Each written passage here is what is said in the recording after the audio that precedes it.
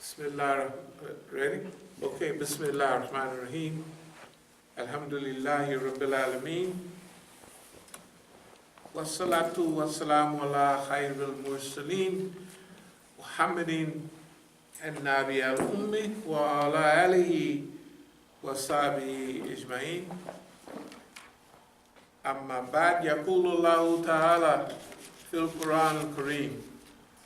Inna Allaha wa malaikatahu yusalluna ala nabi ya ayyuha alladhina amanu sallu alayhi wa sallimu tasliman.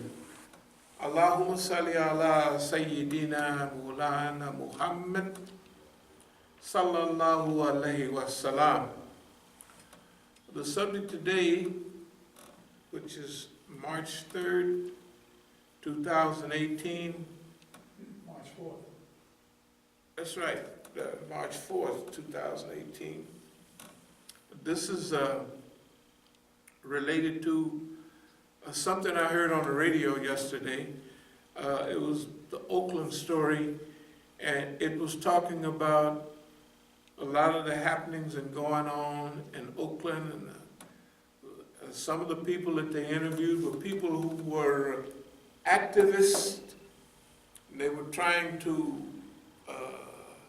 improve the situation in Oakland, and they were talking about the great challenges. Some were trying to get better housing and better environmental conditions. Some were mothers whose sons had been shot and killed by friends, neighbors, and other young people. So the Oakland story is a very deep story historically. Not only the Black Panther Party came out of Oakland, but a lot of great sports figures, a lot of great musicians, a lot of great civil rights and civil libertarians, some of the great lawyers of the West Coast came out of Oakland. So Oakland has always been a pace setter. Now, if you notice in the news in the last few months, several months, Oakland has been in the news a lot. Not only this movie about Wakanda, whatever it is, Black Panther, about the Panther movie. It's a good movie, and it supposedly starts in Oakland and ends in Oakland. That's because the brother that was instrumental in making the movie is from Oakland, and he's also the one that made the movie called Fruitvale Station. Well, Fruitvale Station was when the brother in the Fruitvale Station was shot while he was on the ground. The police shot him to death while he was on the ground. They murdered him. It was cold-blooded murder. They took pictures of it, of course. Now, you might think that the Oscar Grant situation was new, but I have some. This is back, we're going to have a program September 26th at the Oakland jail. 16-year-old Edwin Smith Jr. murdered by Oakland police, says Oakland Pigs. 14-year-old Maurice Phillips beaten to death by Oakland police last year. And 15-year-old Melvin Black murdered with 6 shots by the cops. So we have, look, the people here are 14, 15, and 16 years old. Okay, we're gonna have the demo. This is 1984's 'cause this program in September is, we're protesting these two things. And 86, in 86, And the dates of the incidents go back to 84, 85, and 86, or 82, 83, and 84, right in that area. 35 years ago. Yeah. The point I'm making is about, since we've been in Oakland, we've been dealing with the issues of Oakland. Okay, and I mean we, like personally. So this is what we've been dealing with all the time we've been in Oakland. Okay, now, there's another thing, is that all of our activities, Islam, the true liberation. In other words, Islam, the true liberation, that's taking Oakland from the black powerism, right, of the day, because that's 83. You know, black consciousness is still a big deal, especially in Oakland, and we're easing the people from, we're talking about the liberation movement. Islam is the true liberation movement, okay? And we're talking about Oakland, which is basically our hometown. And I'm saying this because a lot of people out there, see, when our Masjid, when I moved from here in 1989, we had well-established policies. We were part of the global Islamic movement, but we focused right there in Oakland. Islamic idealism. Islamic idealism, but Islamic idealism. A challenge for America's Muslims. Of course, this is our Masjid, Dr. Hamid Algar. That's why when you saw Dr. Algar on the thing, this is 86. Dr. Algar and I've been, let's say, homies way before that. Now they're talking about the triangle of terror. Who is the terrorist? The devil's triangle. U.S., Israel, and South Africa. Of course, we put Saudi Arabia on the latest terror in the last 10 years. But you can see, we're always dealing with real, live issues. This is recent, 10 years ago. Open letter to the people of Oakland. Open letter to the people of Oakland. And we're talking about the war on drugs and all those things, the war against Islam. I'm saying that because our latest challenges in Oakland was by people who had totally lost their mind and lost their sense of history. And so, if you study the history, when I left Oakland and I came here, the Masjid in Oakland's focus changed. It changed so much to, you might call it the Sirajization of the Masjid in Oakland. Because Abdul Malik and the whole crew spent all of their time dealing with the foreign community. They were invited always to the foreign community. They told me about 7, 8 years, 10 years ago, the last time, because he resigned in April, it'll be 10 years. That's a fast 10 years. The last year, that in Black History Month, they say he passed out on the stage. He'd been to so many programs by the immigrants talking about black people, which he didn't know nothing about. He had no experience in the black movement. That crew, not only him, but the whole crew in Oakland, where like they do here. You know, when they open a masjid, it's a challenge to us. They have everything right away. They don't have to go around and scrape like we do and do, right? When they come into authority, they come with a crew. They come with financial support. They come with enough people to have a rock concert or something. Complete package. Complete package. All the time. Every time. That's just the way that is. So we're going to look at, what we're going to look at when we talk about Oakland, we talk about all the people that they have and had in Oakland. And after I left, what did they focus on? The first thing happened was they got rid of all the Iranians, ran them off. And the Iranians told me, you got a hypocrite over there. I said, don't worry about it, we got it covered. But we dealt with the issues.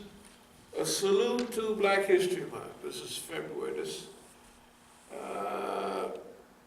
Remember, here's what's going on. In those days, this is 82, Abdul Malik them and all those people there, like if he's on the campus over at San Francisco State, they examine all the people from the movement. So they would go, if Angela Davis had lectures or classes, they would go there. If Johnny Spain or somebody got out of prison after 19 years, they would examine them. They would invite them. They would have full access to them. In fact, when Sister Betty Shabazz went out there to speak, they did security for her, they did everything. Because she was speaking at San Francisco State, and they gave them carte blanche on everything. When we had a Quds demonstration, and we'd have people stand in the masjid, and they'd have, look, we would hit San Francisco and have people from Colorado, New Mexico, all from Central, all the way over there. All the West would come to San Francisco for the Quds demonstration. So the headquarters for that demonstration was our masjid in Oakland. No matter what we did, you never saw it on the media. If Abdul Malik and them walked from the masjid to the school down there, it would show up on CNN. And the principal of the school, remember the little yellow people and all of them? They was all the principals of the school. All of them were in on the system. And if you looked at things, you would think they was the movement. But their movement didn't deal with any of the real issues of the people. They dealt with a few little fancy footworks, and they would be smack dab on TV. When we showed up on C-SPAN here, 2-3 weeks later, they done popped Abdul Malik on C-SPAN. Or if anything happened anywhere, they would see. Let's tell it like it is. We all remember Hubert Harrison, right? We know he was dynamite during the 20s. But tell the truth, before I brought these articles, had anyone heard of Hubert Harrison? Nope. And nobody else, but he was bad. He was not only with Marcus Garvey, he was sharper than Marcus Garvey. If you go anywhere and read what he said and what he did, and he was black. I mean, real black. See, the socialists and all of that, they did just like, a lot of brothers that got out of the pen. New York 21, some of those types.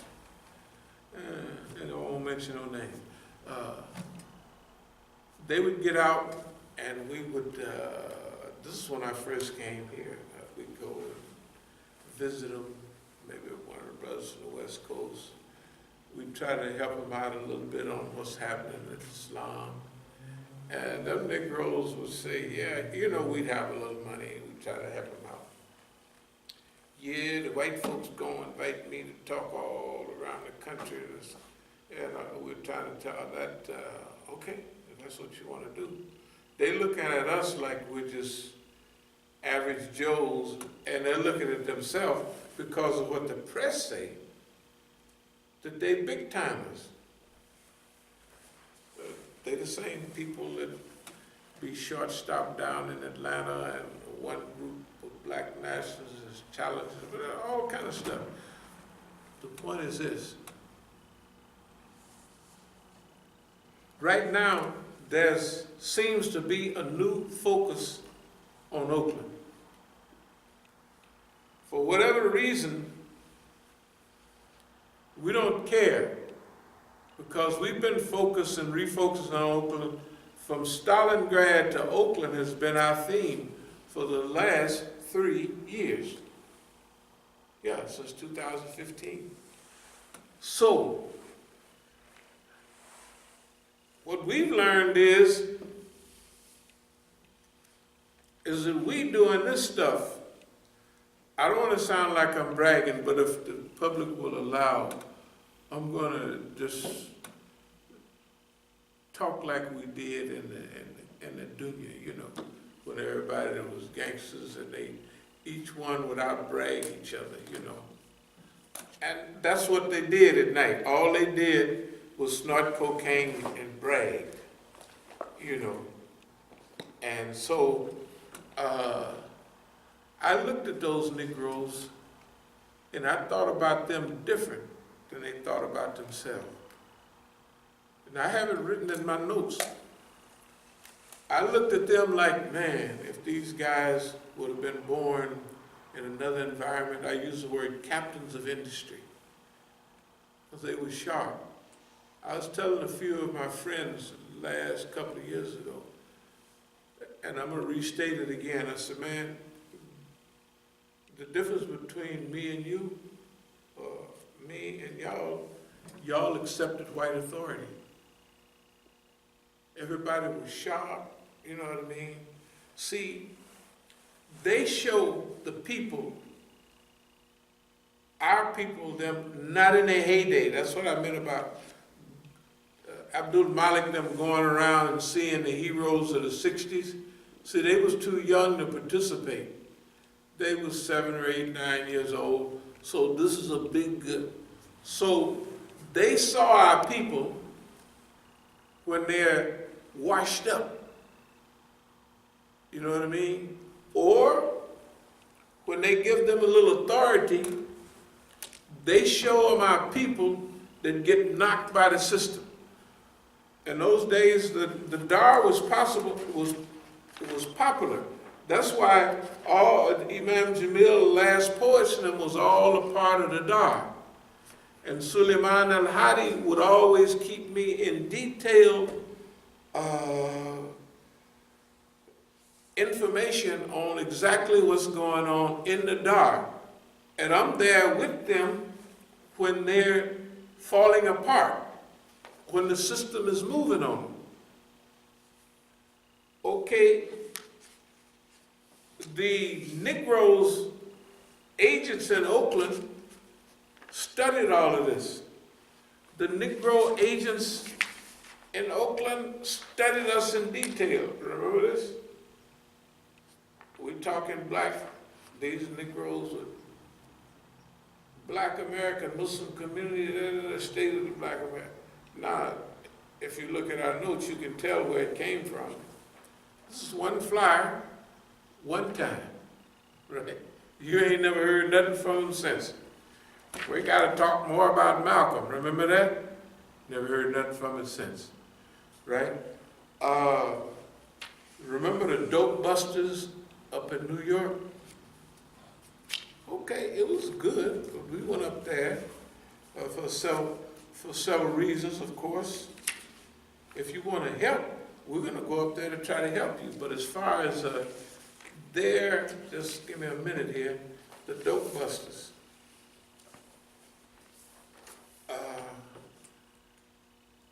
First of all, we'll use this flyer right here. And then we'll use this one. The first one, Masjid, this is 1986. The dope busters started in 89 and 90. Remember that? This is our discussion. It's clearly related to the real issues in our society. Masjid al-Islam presents a series of lectures on the individual, drugs and their effects on the individual, how drugs affect the individual. On the family and friends, that's May 4th, 1986. May 11th, in other words, we have a whole series. The effect of drugs on the community, the drugs as a mean of exploitation and control of the black community. Who's the real victim? May 18th. What can and should we do to save ourselves and our community from this deadly and destructive element? That's where Masjid al-Islam was coming from. You could see by the flyers, the last poets, Imam Jamil, always trying to bring people from Jahiliyyah and those type of things, and everything we came in contact with, to Islam. That's why Islam, the true liberation, you see what I mean? Not black nationalism, Islam is the true liberation. All of our flyers, I have more, but this is just a few I run across. These all relate to, the reason I'm talking like this is yesterday that program on Oakland, on public radio, the Oakland story. So I changed my talk for today. Because what we want to talk a little bit is about the Oakland story, the real story, like they don't never tell nothing about. You see? You have everybody talking about the Oakland story except the most popular person who was there. And Hubert Harrison is never even mentioned during Black History Month. Oh, Not at all. no. Actually, they don't know nothing about it. They're not against him. They just don't know. Even when you Google the Harlem Renaissance and pictures come up, Right. his picture doesn't even come in. Or pictures related to, people related to that movement, his picture doesn't come up. He was independent. Does that remind you of anything? Masjid al-Islam is independent, and we don't speak